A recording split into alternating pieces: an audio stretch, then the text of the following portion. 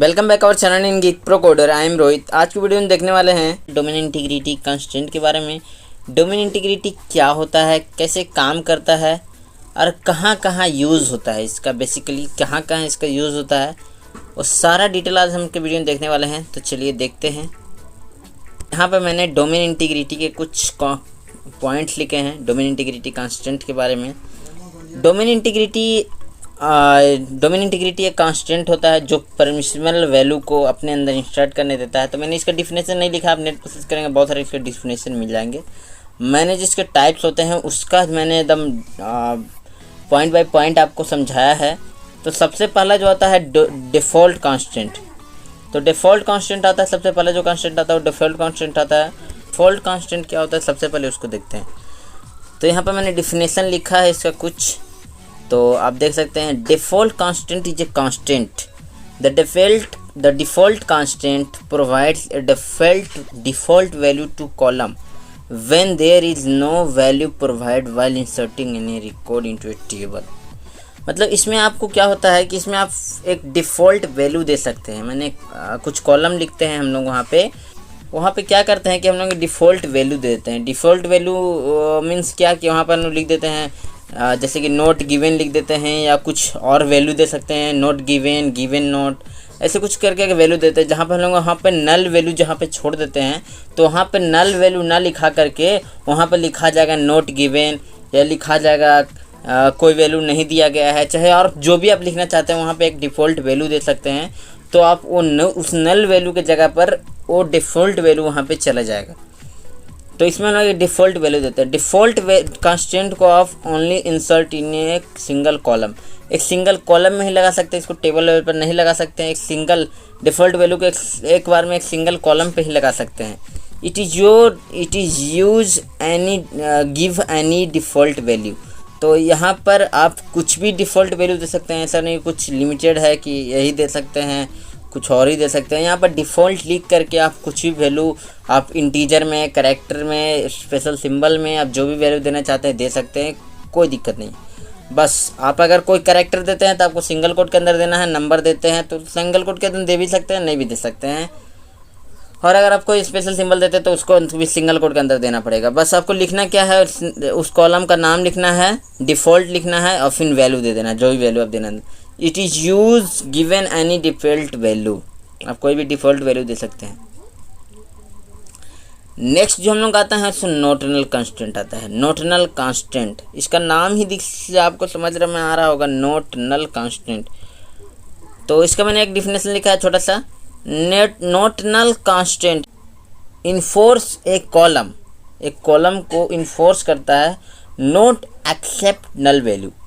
मतलब कि ये कहता है नोटनल कांस्टेंट कि हम कोई भी नल वैल्यू नहीं ले सकते हैं। हाँ, इसमें आप डुप्लीकेट वैल्यू डाल सकते हैं, किसी तरह का वैल्यू डाल सकते हैं, कितना भी वैल्यू डाल सकते हैं, लेकिन आप पूरा टेबल को एज इट इज खाली नहीं रख सकते हैं। नोटनल बगल में आप उसके साथ साथ आप डिफ़ॉल्ट भी लगा दीजिएगा, तो नल वैल्यू जब भी आएगा तो वहाँ पर डिफ़ॉल्ट वैल्यू चला जाएगा।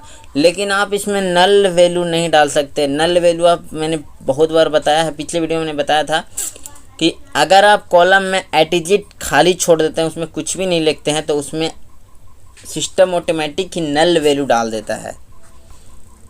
फिर एक मैंने पॉइंट लिखा, दूसरा पॉइंट जो लिखा है, not null constant use only column लेबल। इसको भी आप कॉलम लेबल पे ही सिर्फ लगा सकते हैं, एक सिंगल कॉलम। हाँ, इसमें आप मोर देन वन कॉलम में लगा सकते हैं एक बार में।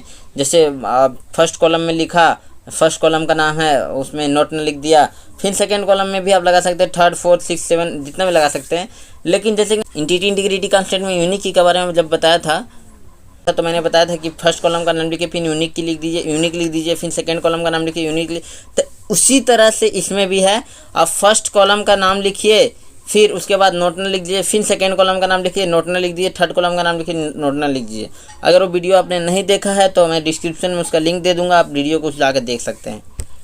फिर थर्ड मैंने लिखा है, you can apply more than one column in a particular table. वही चीज़ मैंने लिखा जो अभी मैंने बताया कि आप you can apply more than one column in a particular. एक टेबल में अगर 5 कॉलम है तो 5 कॉलम में ही आप नोटनल लगा सकते हैं, आपको कोई प्रॉब्लम नहीं होगा।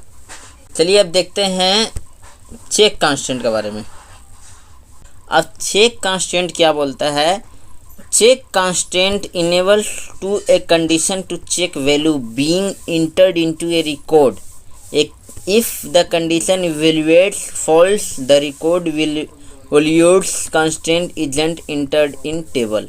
अब ये क्या कहता है, थोड़ा समझते हैं इसको कि चेक कांस्टेंट क्या कहता है। चेक कांस्टेंट कहता है कि अगर आपने एक रिकॉर्ड डाला है, ठीक है, चेक कांस्टेंट के अंदर अगर आप कुछ स्पेसिफिक वैल्यू देते हैं, स्पेसिफिक कुछ वैल्यू देते हैं, तो वो जो वैल्यू है उसको पहले चेक करता है कि उससे सेटिस्फाइड है कि नहीं है। अगर उससे सेटिस्फाइड नहीं होगा, अगर आपने जो चेक कांस्टेंट के अंदर कुछ वैल्यू दिया है उससे अगर सेटिस्फाइड नहीं होगा तो उसमें आपको एरर शो करेगा। सेकेंड जो पॉइंट होता है, an Oracle check constant allowed to enforce domain integrity by limiting of the accept value one more columns. मतलब इसमें क्या कहता है, वही फर्स्ट पॉइंट से अब इसमें भी थोड़ा सा समझाया गया है। सेकेंड पॉइंट में हमको समझाया गया है कि इसमें क्या कह रहा है कि ओरेकल जो डेटाबेस होता है, ओरेकल जो डेटाबेस है, कांस्टेंट है, कांस्टेंट को क्या करता है कि उसमें हम लोग कुछ लिमिटेड वैल्यू देते हैं। जैसे हम लोग लिखते हैं एज इज लेस देन 18, या फिर लिखते हैं जेंडर मेल फीमेल अननोन्स जो भी है।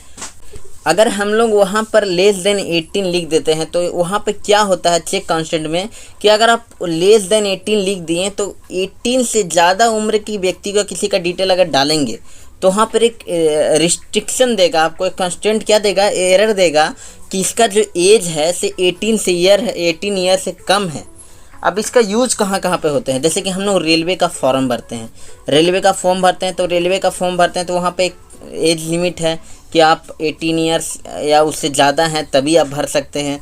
तो वहाँ पर क्या रहता है कि वहाँ पे एक कंडीशन लिखा रहता है डेटाबेस का अंदर, check greater than equal to 18 years. अगर वो बंदा ग्रेटर देन और एक और चेक कांस्टेंट लिखा रहता है, उसी के अंदर दो मतलब कि दो कंडीशन लिखा रहता है। एक लिखा रहता है less greater than equal to 18 years, और जो भी उसका अपर एज लिमिट होगा, जैसे कैसे किसी में होता है 17 ईयर्स, 18 ईयर, 24 ईयर्स, तो less than 24 years, less than equal to 24 year और greater than equal to 18 years. तो ये दो कंडीशन लिखा हुआ रहता है। इससे क्या होता है कि वो इसके बीच के ही जो बंदे रहेंगे उसी को सिर्फ डेटाबेस के अंदर वो जो डेटा है उसका इंसर्ट होगा, उससे ज़्यादा या कम वाला का नहीं होगा। यहाँ पर क्या कर रहा है, it is use for check age and gender, हाँ इस एंड ETC।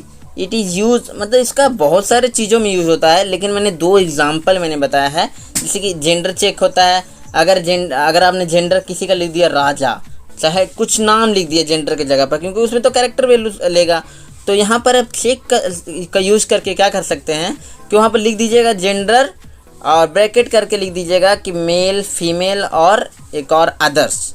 तो वहाँ पर आप लिखिएगा मेल लिखिएगा तभी वो वैल्यू इंसर्ट होगा। अगर आप मेल की जगह और कुछ मेल फीमेल और अदर्स के सिवा अगर 3 वैल्यू के छोड़कर अगर कुछ और लिख देते हैं तो वहाँ पर वैल्यू बिल्कुल भी इंसर्ट नहीं होगा, आपको एक एरर देगा।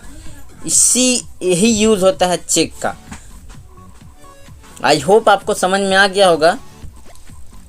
इन सभी कांस्टेंट का बेसिकली यही यूज़ होता है। नेक्स्ट वीडियो हम लोग देखेंगे इसका प्रैक्टिकल नेक्स्ट वीडियो हम लोग देखेंगे इसका प्रैक्टिकल कि कैसे काम करता है, इसका सिंटेक्स प्रैक्टिकल देखेंगे। और अगर आपको वीडियो कैसी लगी प्लीज़ कमेंट में करके बताइए। अगर आप चैनल पर नए हो चैनल को प्लीज़ सब्सक्राइब करिए। मिलता हूँ किसी अदर वीडियो में कैसे अदर टॉपिक के साथ, तो अभी के लिए बाय बाय।